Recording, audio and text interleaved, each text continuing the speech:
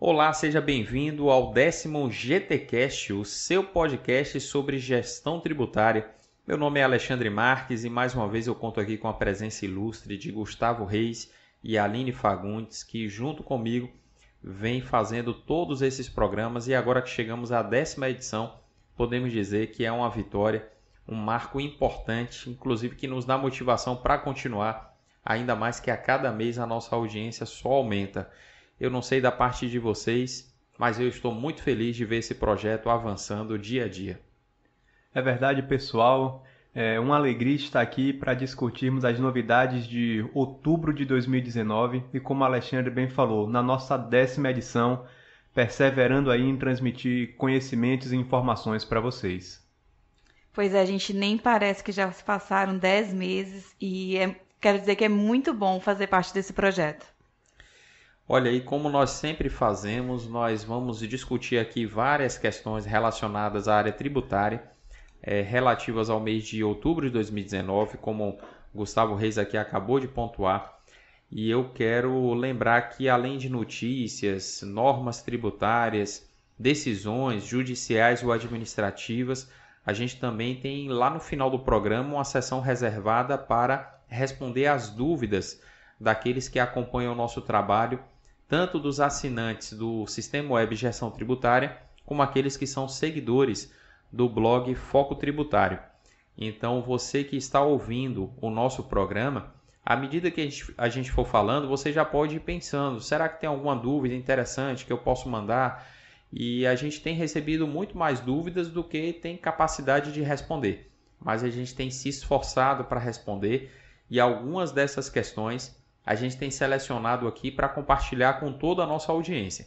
Então não deixe de participar mandando o seu e-mail com o seu comentário, o seu questionamento para o endereço podcast@gestãotributária.com.br. Eu vou passar agora a palavra para a Aline Fagundes, que vai trazer para a gente as principais notícias que nós selecionamos da área tributária, agora do mês de outubro de 2019, na seção GT News. É com você, Aline. Após 8 meses desde que chegou à Câmara, a reforma da Previdência teve a tramitação concluída no Congresso, com a última sessão de votação no dia 23 de outubro no Senado. E a reforma da Previdência ela não só é importante para o equilíbrio das contas fiscais, etc., do governo, como também ela mexe em algumas regras de tributação. A gente precisa lembrar que quando se fala de normas previdenciárias, a gente tem duas grandes vertentes, a parte do custeio e a parte dos benefícios. A lei de custeio, por exemplo, a Lei 8.212 de 91, ela vai sofrer várias alterações como decorrência da aprovação dessa emenda constitucional. E você que acompanha aqui o nosso podcast vai ficar a par de todas essas mudanças à medida que elas ocorrerem, porque a gente vai ter, por exemplo, uma alteração nas alíquotas daquilo que é descontado a título de INSS no contra-cheque dos funcionários de uma empresa, por exemplo, dentre outras alterações que envolvem questões relacionadas à tributação previdenciária. Então acompanhe aqui com a gente, essa notícia é muito importante, como eu falei, para o equilíbrio fiscal, mas também vai ter uma repercussão muito grande aí nas normas tributárias previdenciárias. Inclusive, Alexandre, muitas pessoas acharam que com essas mudanças dessas alíquotas, a alíquota de retenção do INSS na contratação de pessoas jurídicas, que hoje é de 11%, iria mudar também, mas não temos confirmação disso e, ao que nos parece, a alíquota de retenção não vai mudar, mas a informação aí que nós só vamos obter ao longo dos meses com a edição das respectivas normas. A próxima notícia é que o STF reconheceu a repercussão geral da exclusão do PIS e COFINS da sua própria base. No dia 18 de outubro, o Supremo Tribunal Federal reconheceu a repercussão geral da tese por unanimidade. O tema será analisado no recurso extraordinário número 1233096. O relator do recurso, o ministro Dias Toffoli, observou que o tribunal já reconheceu a repercussão geral de matérias similares, mas distintas, relacionadas à inclusão do ICMS e do ISS na base de cálculo da COFINS e da contribuição ao PIS. Segundo o ministro, a questão, por transcender os interesses subjetivos das partes e por sua relevância jurídica, econômica e social, deve ser analisada sob a metodologia da repercussão geral pela Corte. Essa tese é mais uma daquelas teses que decorrem da tese mãe da exclusão do ICMS da base de cálculo do PIS e da COFINS. Só que nessa tese, os contribuintes estão querendo que o próprio valor do PIS e da COFINS sejam excluídos da sua base de cálculo, o que, na minha opinião, dificultaria muito a apuração dos tributos, ainda mais considerando que outros tributos também seriam excluídos da base dessas contribuições, o próprio ICMS ou o ISS para quem é prestador de serviço. Então, na minha opinião, por mais que o STF tenha reconhecido a repercussão geral e vá colocar em pauta essa tese para julgamento, é necessário que a Corte dê um basta para os desdobramentos da tese mãe, porque senão a gente vai chegar numa situação em que algumas pessoas podem até dizer que o STF fez justiça tributária, mas tornou a apuração dos tributos algo absolutamente inviável para os profissionais que lidam com essa matéria. Eu inclusive acho que o STF ele não tem pensado nessas implicações ao proferir decisões dessa natureza, até porque isso pode repercutir diretamente na retenção na fonte do PIS e da COFINS na prestação de serviços, que vão ter que excluir da base de cálculo do PIS e da COFINS o próprio PIS e o valor do PIS e da COFINS. E muitos tomadores, ao fazerem essas retenções, eles fazem junto com a CSLL, por exemplo. Então, isso daria um trabalho para o legislador conformar essas normas para que os tomadores tenham parâmetros de retenção. A própria planilha de formação de preços, aquele cálculo ali tem que ser reajustado. Então não é simplesmente conferir, dar um benefício aos contribuintes. Tem que se pensar em tudo que está por trás dessa decisão e todas as repercussões que ela vai trazer. A Comissão de Constituição e Justiça aprovou a imunidade tributária a livros, jornais e periódicos eletrônicos. A CCJ da Câmara dos Deputados aprovou proposta de emenda à Constituição 150 de 2012, que concede a mesma imunidade tributária de livros, jornais, periódicos e papel destinados à sua impressão a livros, jornais e periódicos editados em qualquer meio físico ou eletrônico.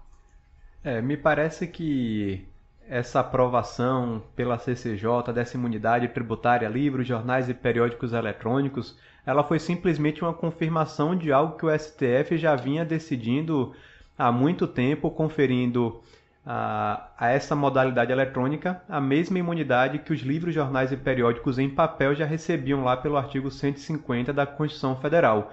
Então, me parece que vai haver uma segurança maior, obviamente, se isso for incluído no próprio texto da Constituição, mas não é uma novidade, ao meu ver.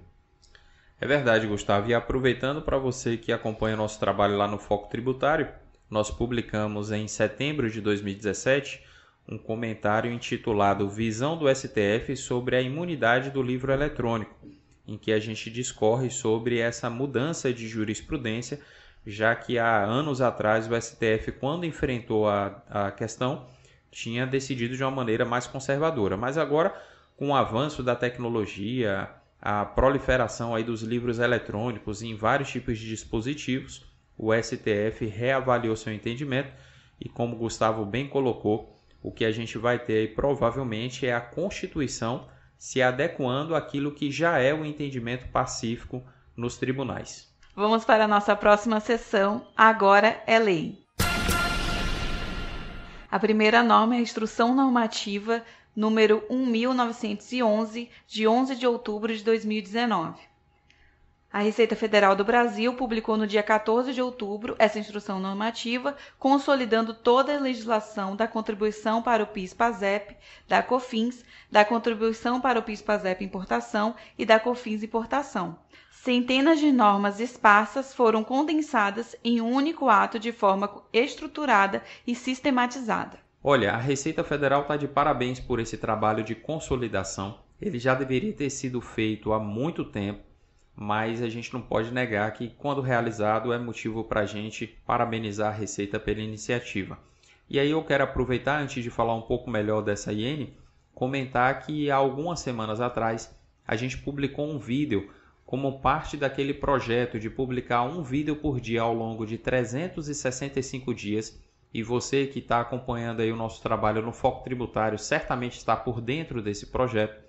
A gente publicou um vídeo falando da consolidação que a Receita fez com a Instrução Normativa 1500 de 2014, que reuniu ali todas as normas vigentes até então relacionadas ao imposto de renda da pessoa física. Agora, em 2019, a Receita faz um trabalho semelhante com a legislação de PIS e COFINS. Como eu falei, foi muito tarde porque isso já deveria ter sido feito há muito mais anos, mas foi importante que a Receita oferecesse para os contribuintes uma norma dessa natureza, uma norma que permita a gente enxergar ali de uma maneira muito fácil como a gente vai interpretar as questões mais atuais e como identificar as questões vigentes relacionadas a essas contribuições.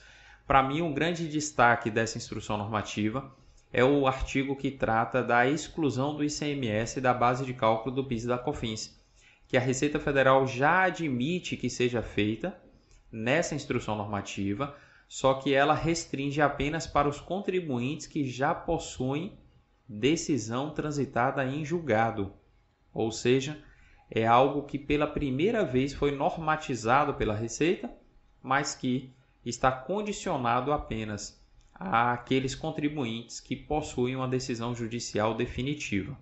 Vamos lembrar que, ano passado, em 2018, a Receita Federal editou uma solução de consulta através da COSIT que tem efeito vinculante, mas nessa solução COSIT a gente não pode dizer que há um respaldo legal, até porque a solução COSIT não tem natureza normativa.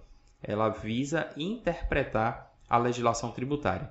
Então, para mim, esse é o grande destaque, a principal inovação da IN 1911 de 2019. É isso mesmo, Alexandre. Eu, inclusive, acho que a Receita Federal, da mesma forma como ela vem mantendo a IN 1500 de 2014 atualizada, que ela vai, inclusive, fazer esse mesmo trabalho com a IN 1911 de 2019.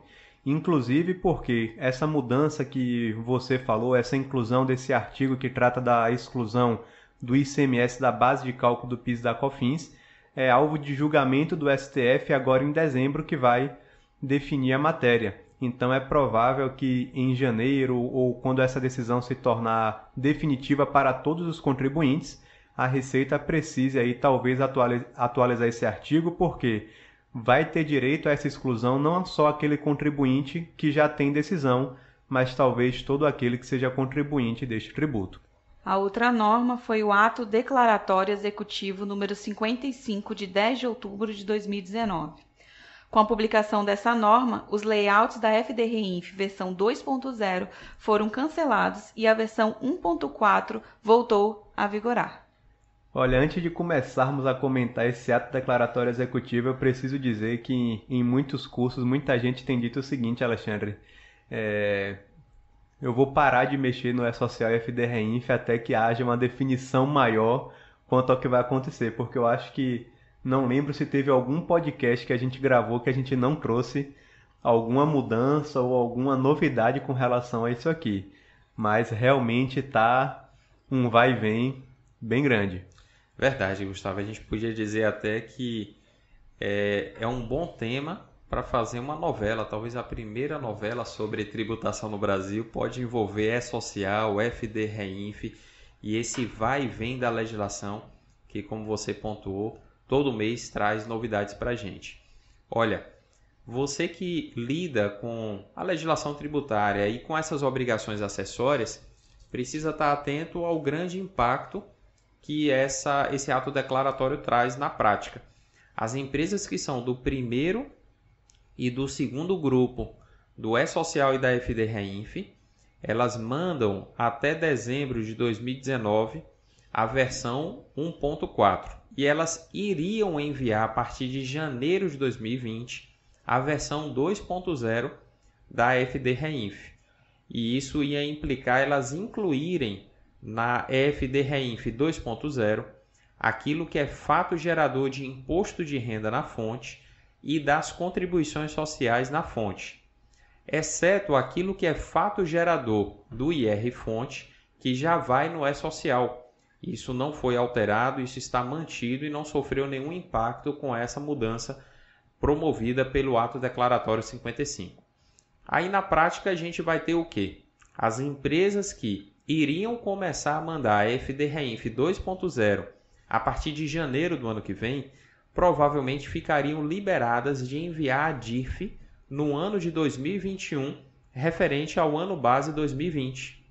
Mas como o governo recuou, ou seja, vai manter a versão 1.4, que é a vigente atualmente, e ainda não há data prevista para uma nova versão vir, então certamente todas as empresas, mesmo aquelas que começaram a transmitir a FD-Reinf lá atrás, desde 2018, elas vão ter que continuar fazendo a informação de retenção de IR e contribuições na DIRF em 2021, ano base 2020.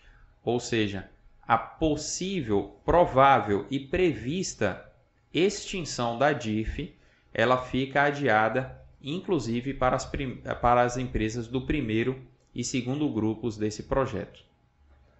O que eu vejo de prejudicial nisso aqui, e não sei se vocês concordam comigo, é que muitas empresas que já estão obrigadas ao envio da FD-Reinf, elas precisam investir em uma equipe de TI para aprimorar o seu sistema de envio, já que a Receita não vai disponibilizar um programinha pronto para download. Então são recursos e mais recursos investidos para fazer uma alteração e inclusão de eventos que vão recepcionar essas informações, para de uma hora para outra a Receita falar que não vai mais querer. Então eu acho que eles precisam, de uma forma geral, todos que estão envolvidos na criação e elaboração desses programas, chegar logo a um ponto final de forma de envio para que não haja essa insegurança por parte daqueles, principalmente aqueles que já estão obrigados ao envio dessas obrigações. É verdade, Gustavo. O governo não pode ignorar que muitas empresas investiram em tecnologia e algumas empresas de tecnologia que desenvolvem seus sistemas e licenciam aí para vários clientes já fizeram todas as adaptações se preparando para a versão 2.0. Então, ao recuar para a versão 1.4, esse trabalho ele fica com a aplicação suspensa e eu espero que o governo tenha a sensatez de não permitir que esse trabalho seja jogado fora. Ou seja, quando ele restabelecer a versão mais recente, vamos dizer, atualizada da FD-Reinf, que ele restabeleça mantendo as características que a gente via ali na versão 2.0, com alterações mínimas para não impactar tanto esses investimentos que já foram realizados. Pois é, pelo que eu vi e pesquisei, eles não têm a intenção de retirar esses eventos ali do IR-Fonte, do R4000, né? Mas uma reformulação, mais uma vez. Lembrando que a gente chegou até ter a versão 3.0. E aí a gente volta para 1.4, né? Então, eu acredito que vai vir uma reformulação, não necessariamente retirando esses eventos R4000, mas é meu palpite. Eu também estou com você, Aline. Eu acho que não faz sentido para o governo ele retirar esses eventos e ficar trabalhando apenas com o conceito da DIRF, até porque, como eu pontuei, uma parte da retenção de IR-Fonte já vem sendo informada no E-Social. Então, para o governo faz sentido realmente ele avançar. A gente só não sabe quando isso vai acontecer e como vai acontecer. Tamanho é o vai e vem dessas alterações. É provável que no próximo GTcast, não é, Aline? A gente volte a tratar sobre essa matéria novamente.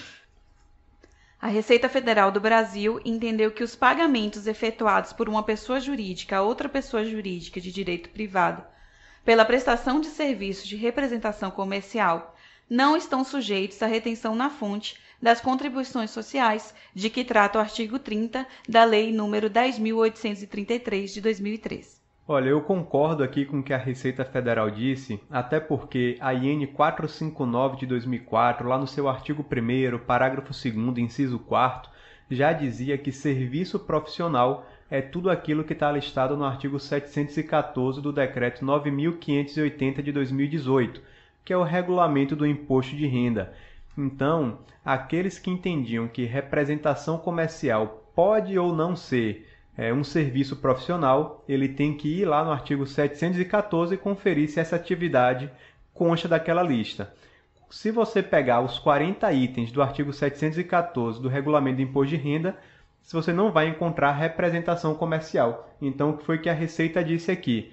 Por não constar do artigo 714, não pode ser tratado como serviço profissional e, portanto, não está sujeito à retenção da CSLL, PIS e COFINS.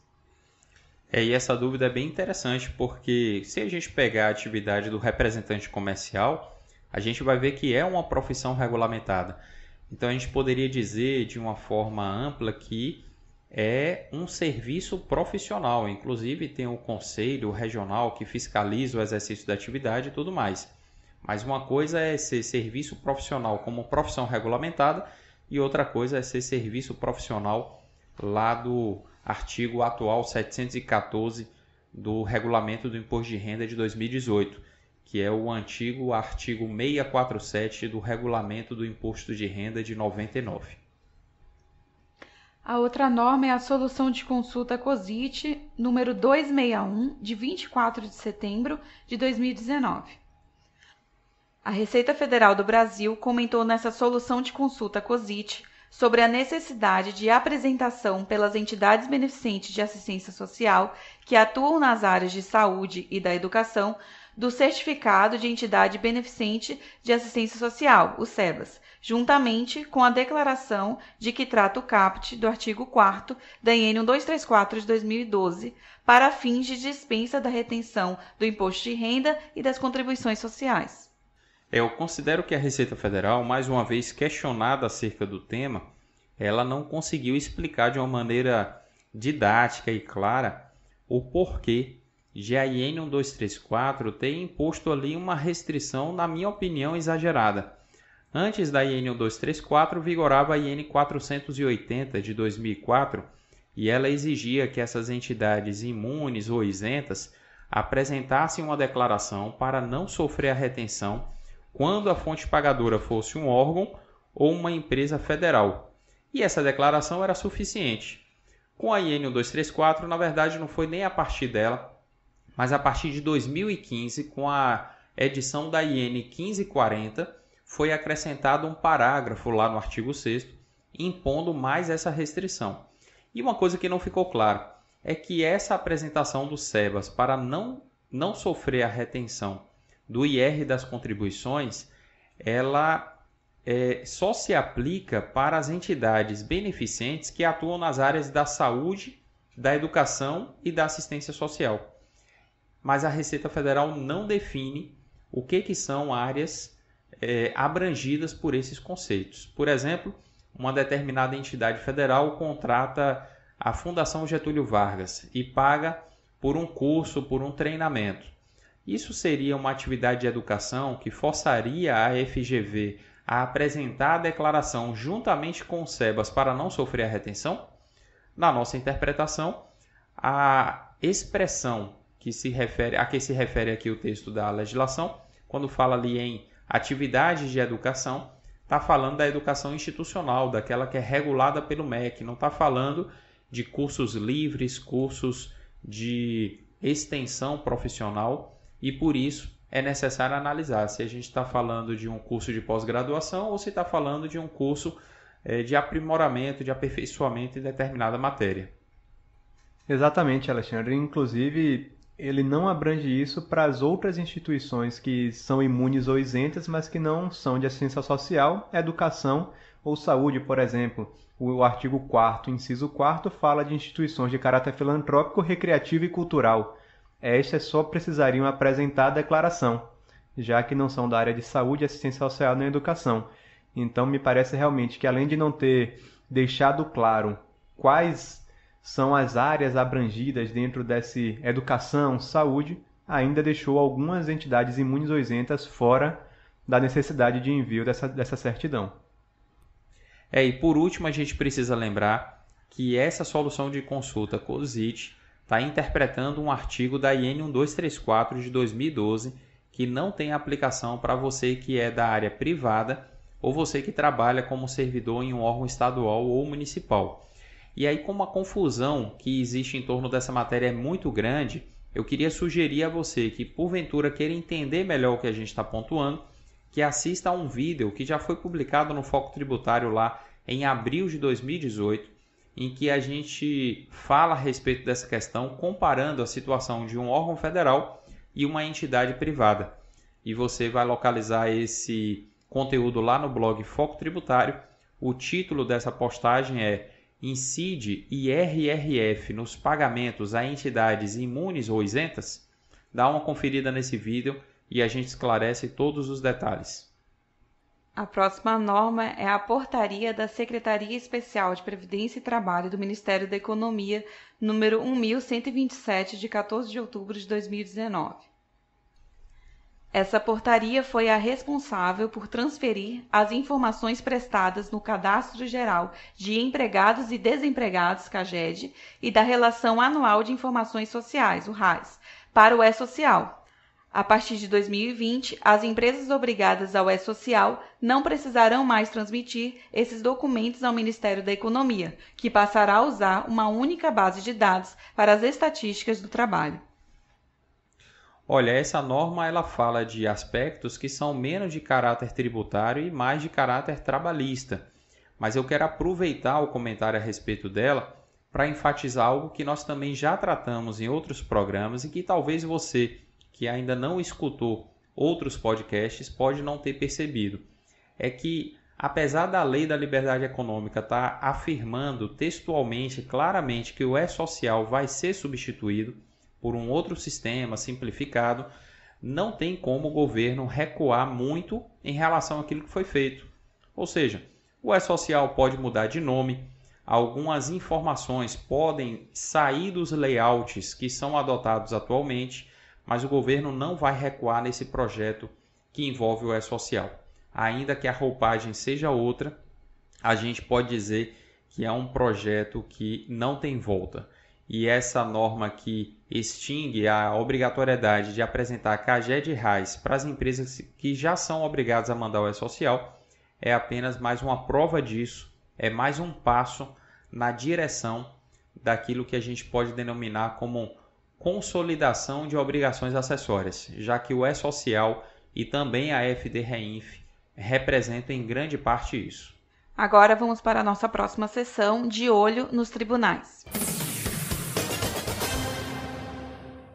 O Tribunal de Justiça de São Paulo mantém a cobrança do ISS em importação de serviço de consultoria. A discussão girava em torno da constitucionalidade da tributação do referido imposto na importação de serviços. E aí, Gustavo, o que você achou dessa decisão? Olha, eu acho que ela é coerente, até porque a própria Lei Complementar 116 já permitia a incidência do ISS na importação de serviços. Até porque lá no artigo 2º ela fala que o imposto não incide sobre as exportações de serviço para o exterior do país. E no artigo 1º ela já abre imagens para que na importação haja incidência do ISS. Mas ele traz algumas expressões ali no artigo 1º que podem gerar confusão. Por exemplo, cuja prestação se tem iniciado no exterior do país. E aí eu acho que a polêmica de se entender o que é serviço importado que se torna mais complicada, não é isso, Alexandre? É isso mesmo, Gustavo. E a gente precisa lembrar o seguinte, o ISS ele gera tantas controvérsias porque o objeto da tributação é um bem imaterial, né? Uma prestação de serviços. E aí quando a gente fala de uma importação de mercadorias, é fácil a gente caracterizar a importação, porque ela ocorre com a entrada daquele bem no país. Quando a gente fala de uma prestação de serviço, até que ponto esse serviço foi prestado exclusivamente no exterior e apenas o aproveitamento do resultado se deu aqui no Brasil? É algo extremamente polêmico e não à toa é que foi parar no Poder Judiciário. E assim mesmo a gente tem várias outras questões também envolvendo a exportação de serviços. Como você pontuou bem aí, Gustavo, o artigo 2º ele exclui a incidência do ISS na exportação, mas a gente tem uma série de controvérsias acerca dos serviços que são desenvolvidos no Brasil, mas cujo resultado seja aproveitado pelo domiciliado no exterior, contratante dessa operação. Enfim, uma polêmica aí que ainda tem levado muitos contribuintes a recorrer ao judiciário. Inclusive, quanto a essa matéria, teve uma decisão recente de um tribunal, que eu não lembro exatamente qual foi, mas de uma situação em que um tomador do Brasil contratava uma agência que contratava para ele alguns serviços no exterior, só que esses serviços no exterior só tinham repercussão lá fora e não tinha nenhuma influência aqui no Brasil. E o tribunal definiu que nesse caso não haveria incidência do ISS porque aquilo ali não era uma importação de serviço. Então veja que não é necessário para haver uma importação que o tomador seja do Brasil e o prestador seja de fora. Existem realmente outros elementos bem subjetivos aí que precisam ser analisados para que se possa definir quando existe ou não uma importação de serviço. É isso mesmo, e não só o Poder Judiciário vai ser ainda muito demandado para falar sobre ISS na importação, como na exportação também. A gente tem uma característica bem interessante quando a gente compara a exportação de serviço em face da legislação do ISS e em face da legislação do PIS e da COFINS.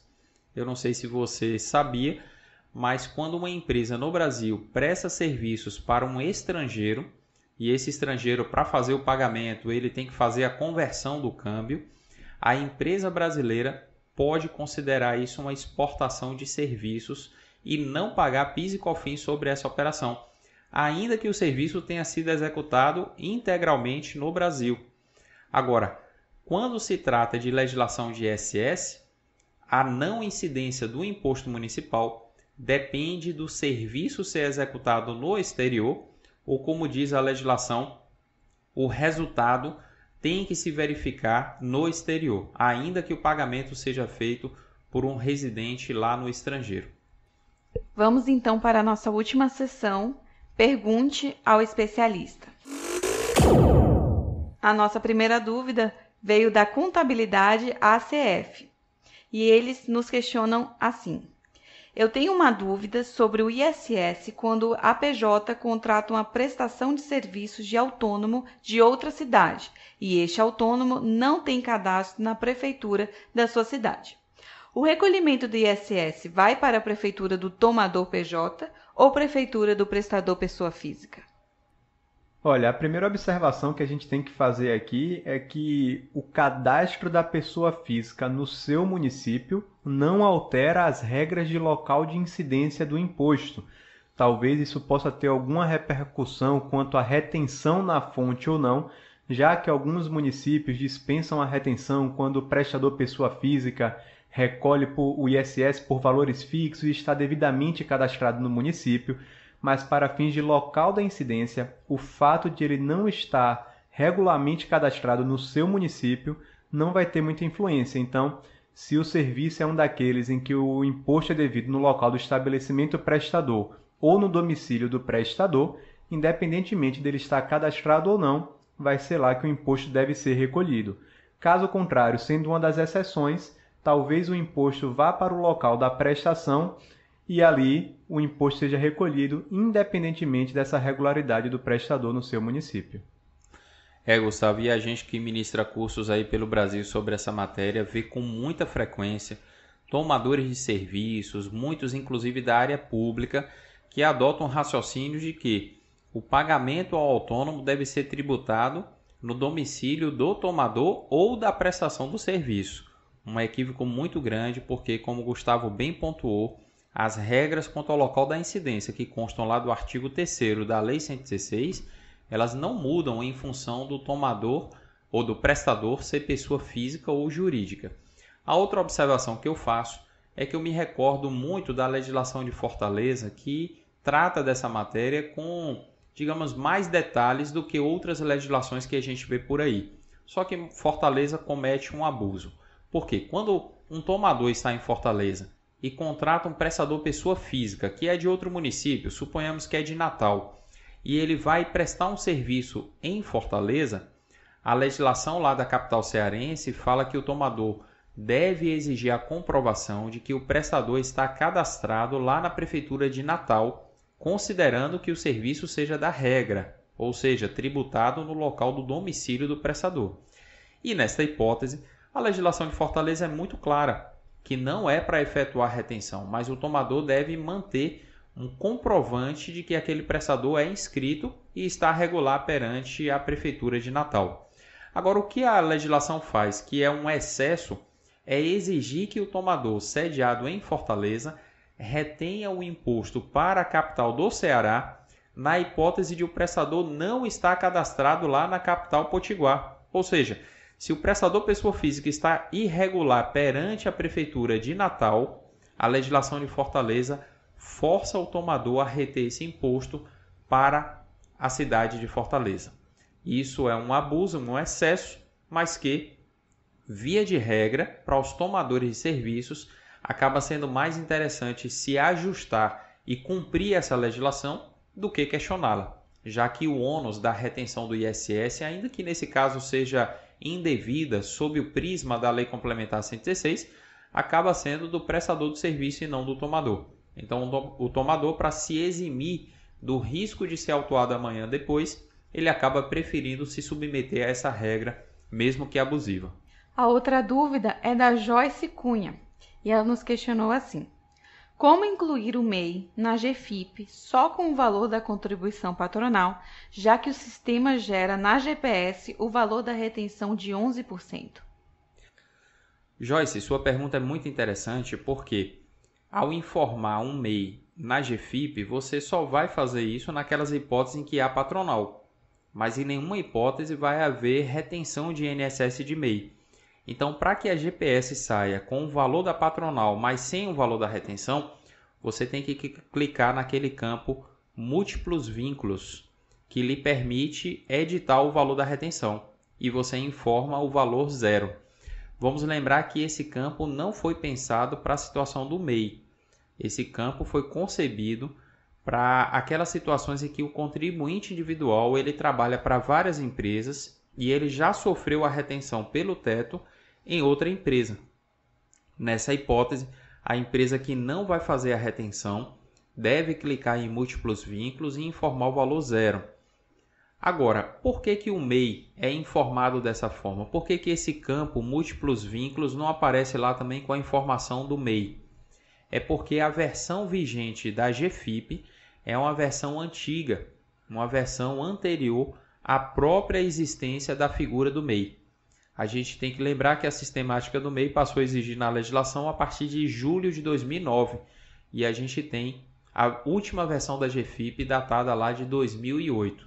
E é por esse motivo que a gente diz que a própria Receita Federal, através de alguns atos declaratórios executivos, orienta os contribuintes a fazer essas gambiarras, como eu costumo dizer, para você conseguir declarar certos fatos geradores lá na GFIP.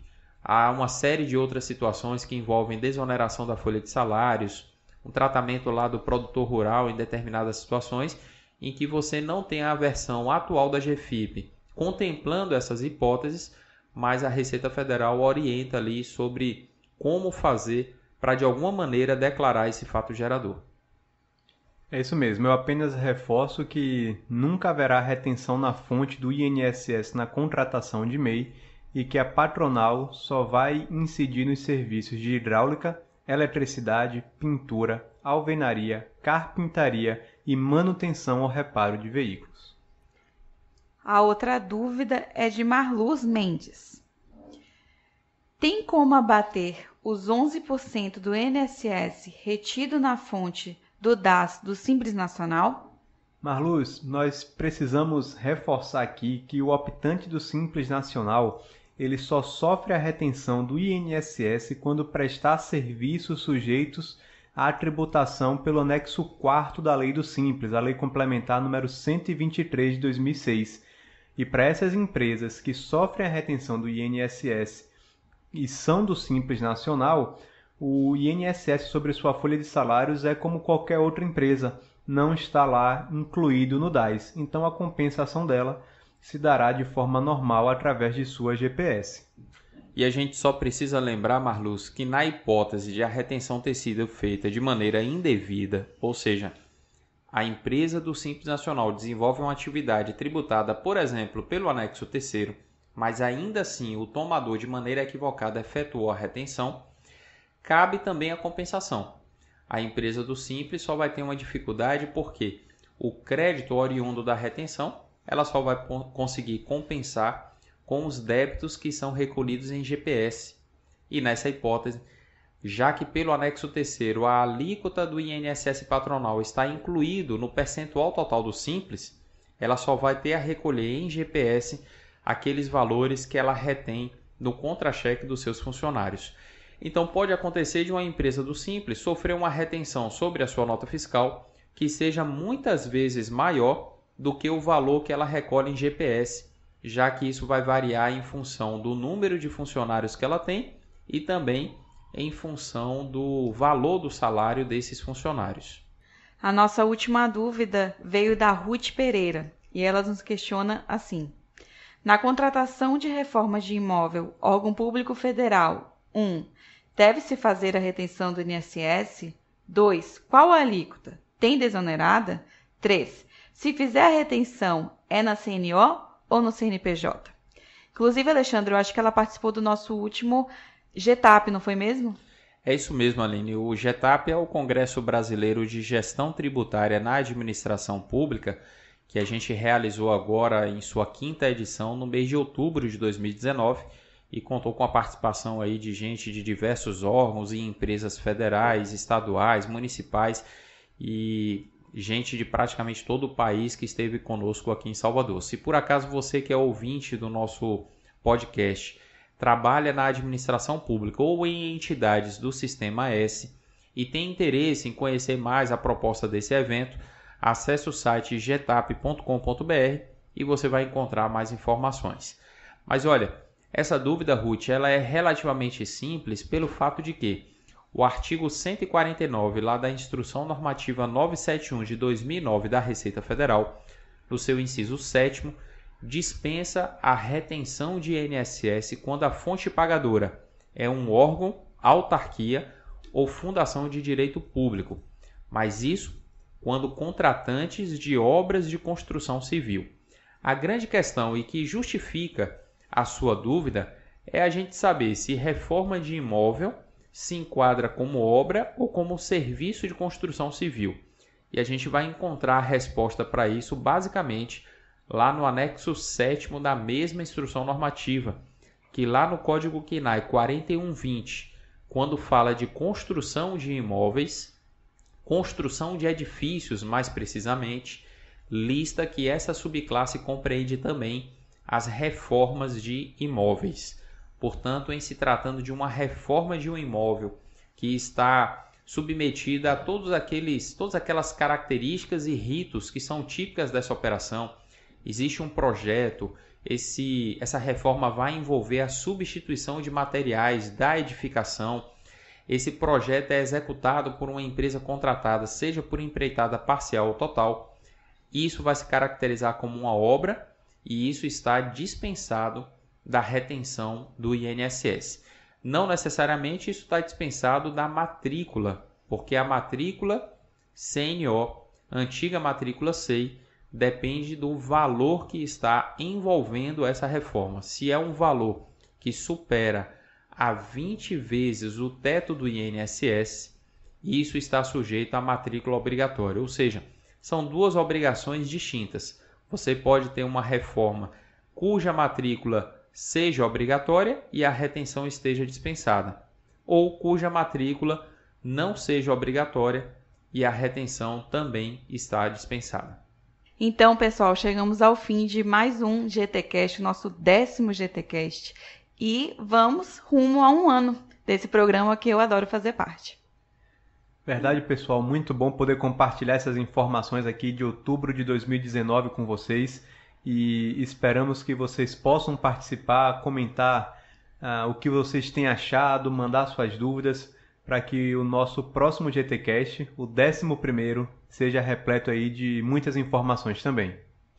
É verdade, pessoal. A gente chegou ao 10º, mas a gente não está acomodado. A gente quer, na verdade, fazer um programa cada vez melhor. E para que a gente possa avançar nesse objetivo, é muito importante contar com o seu feedback. Então não deixe de comentar em cada uma das publicações, postando aí suas observações, as suas críticas, sugestões, a fim de que a gente possa trazer aqui um conteúdo cada vez mais relevante para você que é profissional, que é empresário e que de alguma maneira lida com essa complexa legislação tributária vigente em nosso país. Um forte abraço e no mês que vem a gente se encontra aqui novamente, se Deus quiser.